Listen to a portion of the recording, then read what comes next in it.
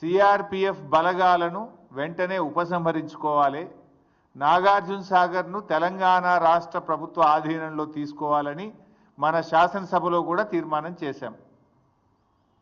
November 30, 2023 నాడు ఏ status అయితే ఉందో తిరిగి ఆ స్టేటస్లో నాగార్జున సాగర్ ప్రాజెక్టు రెగ్యులేషన్ అంతా తెలంగాణ ప్రభుత్వ ఆధీనంలో తీసుకురావాలని చెప్పి స్పష్టంగా తీర్మానం చేశాం.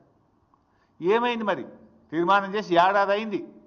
ఏడాది నుంచి మన చేతుల్లోకి దాన్ని తీసుకోవడంలో ఎందుకు మీరు ఫెయిల్ అవుతున్నారు?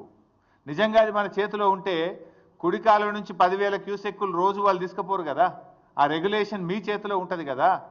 ఇది మీ చేతగాంతనం వల్ల, మీ నిర్లక్ష్యం వల్ల రేపు తెలంగాణకు పెద్ద దెబ్బ తగిలే ప్రమాదం ఉన్నది.